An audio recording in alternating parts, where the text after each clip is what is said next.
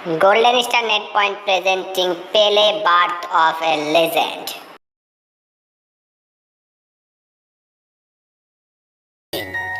ये कहानी शुरू होती है ब्राज़ील देश से और ब्राज़ील में दिखाया जाता है कि वहाँ पर एक छोटी सी स्लम है और यहाँ पर जो बच्चे हैं वो जूते पॉलिश करने का काम करते हैं और जूते पॉलिश करने के बाद वो गलियों में फुटबॉल खेलते हैं। क्योंकि जिस तरह इंडिया में एशियाई देशों में क्रिकेट को गली गली में खेला जाता है, उसी तरह से ब्राज़ील में फुटबॉल को गली गली में खेला जाता है। वो लोग फुटबॉल के लिए जीते हैं, फुटबॉल ही उनका सब कुछ है।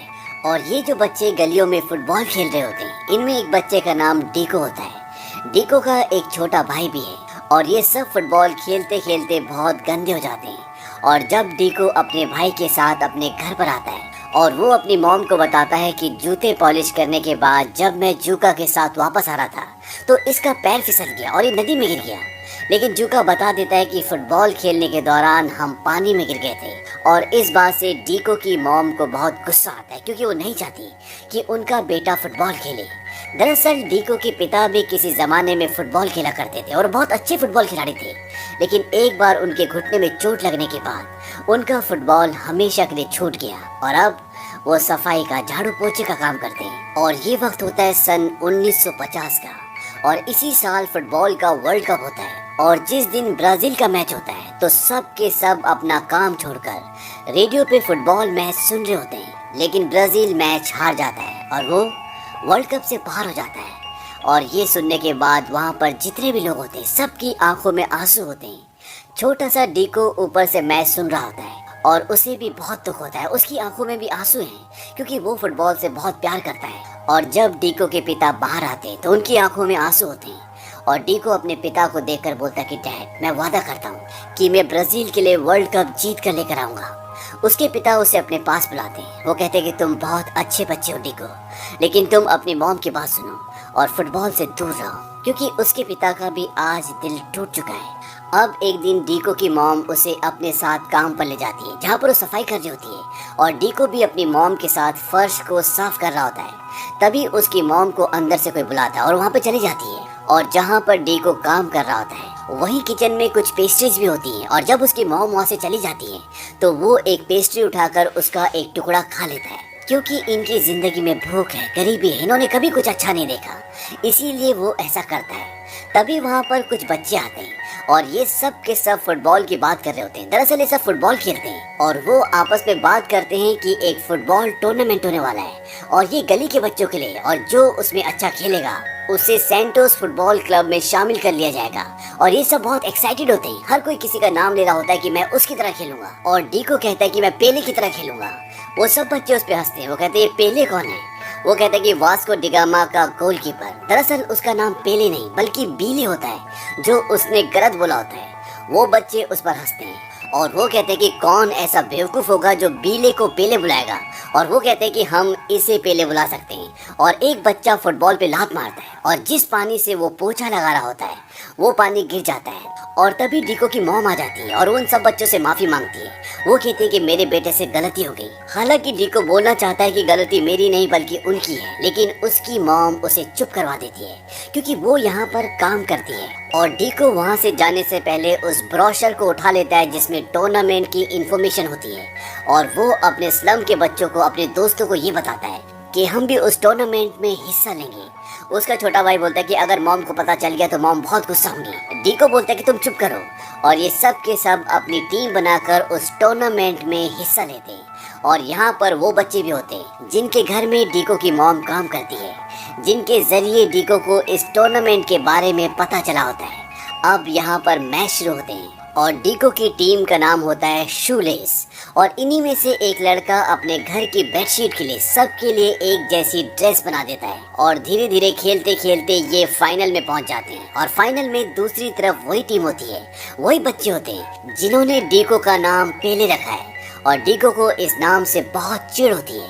इनके पास यहाँ पर शूज भी नहीं होते और इसीलिए ये एक मूंगफली की पूरी बोरी चुरा लेते हैं और उसको बेचने के बाद इनके पास कुछ पैसे आते हैं और उन पैसों से ये सब अपने लिए पुराने शूज लेकर आते हैं। लेकिन इन सब के शूज इनके साइज के नहीं होते, इन्हें शूज पहनकर खेलने की आदत नहीं होती। और जब इनका मैच दूसरी टीम द टीम के साथ होता है और जब टीम की अनाउंसमेंट होती है तो अनाउंसर ये बोलता है कि शूलेस के कैप्टन का नाम है पेले। इस बात से डीको को गुस्सा आता है क्योंकि वो इस नाम से चिढ़ता है। और अब फाइनल मैच शुरू होता है और इस मैच के बीच में भी दूसरी टीम वाले कई बार डीको को पेले कहकर चिढ़ाते हैं और साथ ही साथ डीको की टीम यहाँ पर अच्छा परफॉर्म नहीं कर पाती और स्कोर हो जाता है 6-0, यानी डीको की टीम का स्कोर होता है 0। इसके बाद डीको अपने शूज उतार देता है क्योंकि उसे और उसकी टीम को शूज पहनकर खेलने की आदत नहीं होती, क्योंकि स्लम के बच्चे ही गलियों में खेलते हैं और वो भी बिना शूज के। और डीको की सारी टीम शूज उतार देती है और जब मैच शुरू होता है तो डीको बहुत अच्छा परफॉर्म करता है और ये फाइनल मैच 6-6 से टाई यानी कि बराबर होने से बच जाता है। डीको की टीम 5 गोल करती है और डीको ने इस मैच में बहुत ही बेहतरीन परफॉर्म किया होता है और वहाँ पर जितने भी लोग होते हैं वो सब के सब डीको को पेले पेले कहकर चिल्ला रहे होते हैं क्योंकि उन सब को उसका नाम पेले ही पता होता है। और इसका कारण ये होता है क्योंकि दूसरी टीम वालों ने उसका नाम वहाँ पर पेले रजिस्टर करवाया होता है और डीको को अब इस नाम से चिढ़ नहीं होती क्योंकि चारों तरफ उसकी वाहवाही हो रही होती है। और इस मैच को डीको के पिता भी देख रहे होते हैं और उन्हें ये देखकर बहुत खुशी होती है कि उनका बेटा बहुत अच्छी फुटबॉल खेलता है। अब तभी यहाँ पर वो लोग आ जाते हैं जिनकी इन्होंने मूंगफलियाँ चोरी की थी और वो इन सब बच्चों का पीछा करना शुरू कर देते हैं और ये सब के सब वहाँ से भाग जाते हैं। तभी वहाँ पर एक नदी पड़ती है और नदी से पहले डीको और उसका दोस्त डियागो मिट्टी की एक सुरंग के अंदर छुप जाते हैं। वहाँ पर बारिश होना शुरू हो जाती है और कुछ देर बाद जिस सुरंग के अंदर ये होते हैं उससे मिट्टी गिरना शुरू हो जाती है, लेकिन डीको बाहर निकल जाता है। लेकिन उसका दोस्त डियागो वो बाहर नहीं निकल पाता और उसकी मृत्यु हो जाती है और इसके लिए डीको अपने आप को दोषी मानता है। वो कहता है कि अगर मैं शूज खरीदने के लिए नहीं बोलता तो हम चोरी नहीं करते और डियागो की मृत्यु नहीं होती। लेकिन उसकी मॉम उसे अपने गले से लगा लेती है क्योंकि वो जानती है कि जिंदगी में जब कुछ होना होता है तो वो होता ही है, उसमें किसी को सही या गलत ठहराना बिल्कुल भी उचित नहीं होता। और डीको तो अभी मात्र बच्चा है और वो अपनी मॉम के गले लगकर रोते हुए बोलता है कि मैं अच्छा लड़का बनूंगा, मैं रोज स्कूल जाऊंगा। और इसके बाद डीको स्कूल जाता है, पढ़ाई करता है और अपने पिता के साथ सफाई के काम में भी जाता है। लेकिन उस हादसे के बाद डीको फुटबॉल खेलना पूरी तरह से छोड़ देता है, हालांकि उसके पिता चाहते हैं कि वो फुटबॉल खेले। डीको के घर के पीछे एक आम का पेड़ होता है और उसके पिता बताते हैं कि मैंने खुद से सीखा कि आम से प्रैक्टिस कैसे करते हैं, कच्चा शूट करने के लिए और पका हुआ बैलेंस के लिए। उसके पिता बहुत कोशिश करते हैं कि वो खेलना शुरू करे क्योंकि उन्होंने उसका खेल देखा था। लेकिन डीको शुरू में इंटरेस्ट नहीं लेता, लेकिन बाद में वो प्रैक्टिस करना शुरू कर देता है। वो पके हुए और कच्चे आमों से अपनी फुटबॉल की प्रैक्टिस करता है। धीरे धीरे वक्त बीतता है और 9 साल का डीको अब 13 साल का हो जाता है। और एक दिन उनके घर में एक आदमी आता है और ये सेंटोस फुटबॉल क्लब से होता है। ये एक प्रोफेशनल सॉकर फुटबॉल क्लब है और अब डीको इस क्लब से खेलना शुरू करता है। लेकिन उसकी परफॉर्मेंस इतनी अच्छी नहीं होती और इस बात से डीको खुद भी परेशान हो जाता है और उसे लगता है कि वो फुटबॉल नहीं खेल सकता और वो ये तय करता है कि वो घर वापस चला जाएगा। और जब वो रेलवे स्टेशन पर होता है तो वहाँ पर डिब्रिटो आते हैं। डिब्रिटो अपने ज़माने में एक बहुत अच्छे फुटबॉल प्लेयर थे और अब वो सेंटोस फुटबॉल क्लब का हिस्सा है।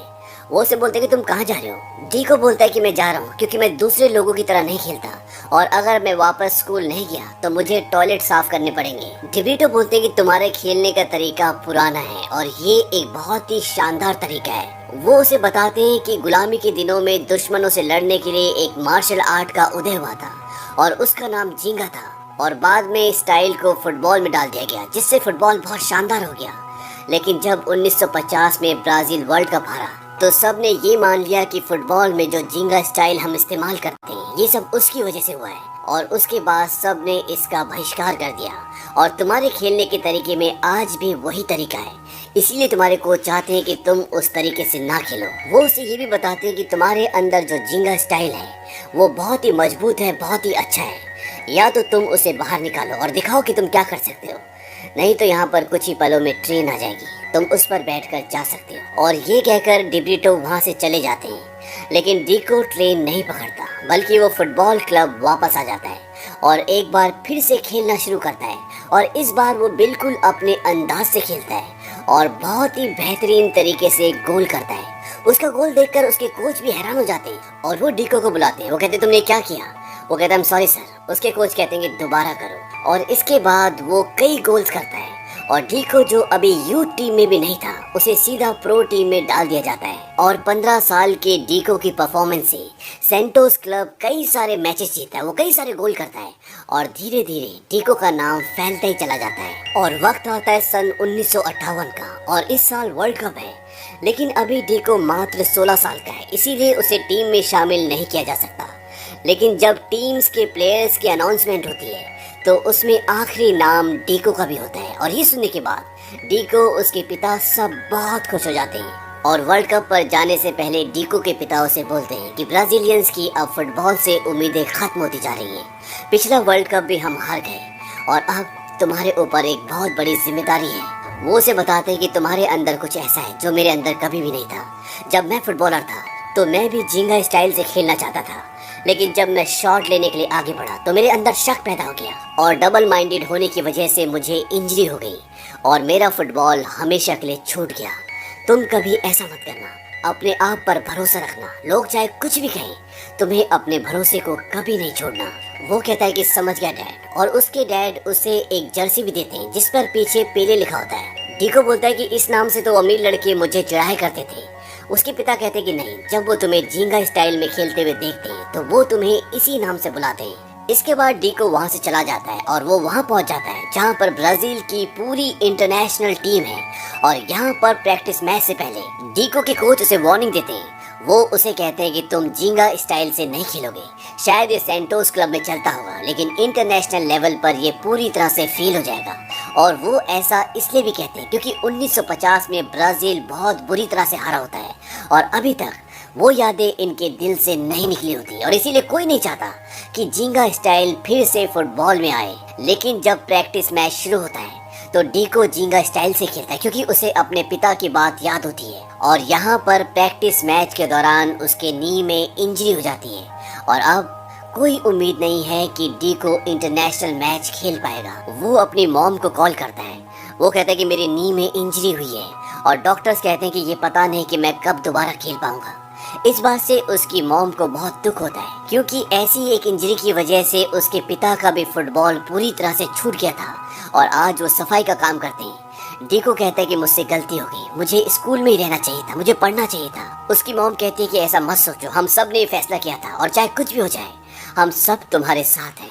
वहीं डॉक्टर ये बोलते हैं कि शायद अब डीको अगला सीजन खेल पाएगा, लेकिन डीको को रिप्लेस करने के लिए अब बहुत देर हो चुकी है, उसे उन्हें अपने साथ ले जाना ही होगा। तभी रेडियो पर ये न्यूज़ आती है कि ब्राजील की 1950 और 1954 की हार के बाद क्या ब्राजील इस बार वर्ल्ड कप फाइनल में अपनी जगह बना पाएगा। और साथ में ये भी बताते हैं कि ब्राजील के खिलाड़ी पुराने तरीके से अपने आप को इंजर्ड कर रहे हैं और ये न्यूज़ डीको के बारे में होती है। इस बात से उसका कोच खफा होता है, लेकिन वो उसे कुछ कहता नहीं है। और अब वर्ल्ड कप शुरू हो जाता है और डीको के डॉक्टर उसे बोलते हैं कि तुम अपना घुटना बचा कर रखना, क्योंकि अगर तुम्हें घुटने पर चोट लगी तो शायद फिर तुम इस वर्ल्ड कप में एक भी मैच न खेल पाओ। और डीको भी ऐसे ही करता है और धीरे धीरे ब्राजील मैच जीतते हुए सेमीफाइनल तक पहुंच जाती है। और सेमीफाइनल में उनका मुकाबला होता है फ्रांस के साथ। और फर्स्ट हाफ से पहले फ्रांस और ब्राजील 1-1 से बराबरी पर चल रहे होते हैं और हाफ टाइम के बाद इन्हें दोबारा से मैच शुरू करना है। और जब ये अपने रेस्ट रूम में होते हैं तो डीको जोस के पास जाता है क्योंकि जोस ये बोलता है कि उसे इंजरी हुई है और वो अभी नहीं खेलेगा। डीको से बोलता है कि मैं तुम्हारी तरह नहीं खेल सकता, अगर तुम्हारा पैर ठीक हो गया तो तुम वापस चले जाओ। वो कहता है कि मेरा पैर नहीं, मेरा दिमाग खराब हो गया है। वो कहता है कि मैं पूरी जिंदगी यूरोपियन बनना चाहता था, लेकिन यहाँ आकर मुझे पता चला कि मैं यूरोपियन नहीं बल्कि ब्राजीलियन हूँ। और वो उसे बताता है कि तुम्हें याद है कुछ सालों पहले जब तुमने झींगा स्टाइल से फुटबॉल खेला था तो सबको चौंका दिया था और आज हमें उसी गेम की जरूरत है। और इसीलिए वो बाहर हो जाता है और डीको को मौका मिलता है। अब डीको के पास बॉल आती है और डीको अपने उसी स्टाइल से यानी कि झींगा स्टाइल से फुटबॉल खेलता है। इसमें एक दूसरे को पास ज़्यादा नहीं करते बल्कि बॉल को लेकर आगे बढ़ते जाते हैं और डीको बहुत ही बेहतरीन तरीके से सबको छकाता हुआ आगे बढ़ता है और वो गोल कर देता है। और उसी गोल के साथ पूरे स्टेडियम में शोर मच जाता है। 17 साल के डीको ने अपने ऊपर विश्वास करके ब्राजील के लिए गोल कर दिया और अब स्कोर हो जाता है 2-1, यानी कि ब्राजील 1 गोल से आगे होता है। और इसके बाद डीको एक के बाद एक 2 गोल और करता है, यानी कि अब उसने 3 गोल लगातार कर दिए और पूरे ब्राजील में खुशी का जश्न का माहौल हो जाता है क्योंकि अब ब्राजील फाइनल में पहुंच चुकी है और ये सिर्फ टीको की वजह से हुआ है। और अब ब्राजील का फाइनल मैच स्वीडन के साथ है। और जब प्रेस कॉन्फ्रेंस होती है तो स्वीडन के जो कोच होते हैं वो ब्राजील के खिलाड़ियों का मजाक उड़ाते हैं। वो कहते हैं कि ब्राजील की टीम अनुशासनहीन है और 1950 में जो हुआ था वो एक बार फिर से होगा। ब्राजील का कोच वहाँ से उठकर चला जाता है और वो अपने प्लेयर्स के साथ एक मीटिंग करता है। वो कहता है कि कल फाइनल मैच है और मैं नहीं चाहता कि दुनिया हमें स्वीडन की तरह खेलते हुए देखे। हमारा असली खेल है झिंगा, जो ब्राजील को एक अलग पहचान देता है। मुझे ये तो नहीं पता कि कल का मैच हम जीतेंगे या नहीं, लेकिन कल हम उन्हें एक शानदार खेल दिखाएंगे। और अब 1958 का वर्ल्ड कप फाइनल शुरू होता है और इसमें ये दिखाते हैं कि स्वीडन के प्लेयर चारों तरफ से पेले पर नजर रखते हैं, क्योंकि वो नहीं चाहते कि पेले के पास बॉल जाए। और 4 मिनट के अंदर ही स्वीडन की टीम एक गोल कर देती है और इस गोल के साथ पूरी ब्राजील की टीम, पूरा ब्राजील एक शोक में डूब जाता है, क्योंकि इतनी जल्दी गोल करना एक बहुत बड़ी बात है।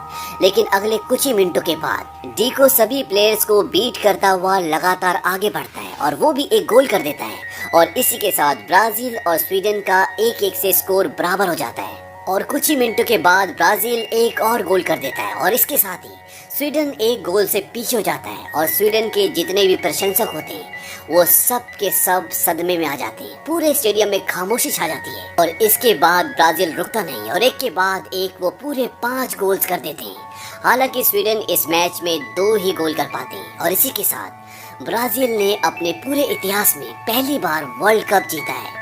और इस जीत के साथ पूरे ब्राजील की आंखों में आंसू होते हैं, लेकिन ये आंसू सन 1950 वाले नहीं होते, ये खुशी के आंसू होते हैं। और 17 साल का ये लड़का, जिसे सब डीको के नाम से जानते हैं, अब ये पेले बन चुका है और इसे पूरी दुनिया पेले के नाम से जानती है। और कहा जाता है कि फुटबॉल के इतिहास में सन 1958 का मैच, जो कि ब्राजील और स्वीडन के बीच में था, इसे कभी कोई नहीं भूल सकता। और इस मैच के जीत के साथ झिंगा स्टाइल को पूरी दुनिया देखना चाहती है, पूरी दुनिया सीखना चाहती है, क्योंकि अब सब उसके मुरीद हो चुके हैं। और 1961 में ब्राजील के प्रेसिडेंट ये घोषणा करते हैं कि पेले हमारे राष्ट्र की एक विरासत है। पेले 17 वर्ष की उम्र में वर्ल्ड कप में गोल करने वाले और जीतने वाले सबसे कम उम्र के खिलाड़ी बने। और इसी के साथ साथ 1962 का वर्ल्ड कप भी ब्राजील ने जीता और 1970 का भी। और इन सभी में पेले का एक बहुत बड़ा योगदान था। और आज तक के फुटबॉल के इतिहास में पेले ऐसे अकेले खिलाड़ी हैं जिन्होंने 3 वर्ल्ड कप जीते हैं और सबसे अधिक 1283 गोल्स का रिकॉर्ड भी उन्हीं का है। लेकिन एक रिकॉर्ड वो कभी नहीं तोड़ पाए, वो था एक ही मैच में 5 गोल करने का। और ये रिकॉर्ड पेले के पिता के नाम था, क्योंकि वो भी एक फुटबॉलर थे और उन्होंने एक ही मैच में 5 गोल किए थे। उनके पिता का नाम था डॉन्डिनो डो नासिमिंटो। और इसके साथ साथ ओलंपिक इंटरनेशनल कमेटी ने पेले को सदी का एथलीट कहा। तो ये थी कहानी महान पेले की। ये फिल्म सन 2016 में रिलीज हुई थी। उम्मीद करते हैं कि ये कहानी आपको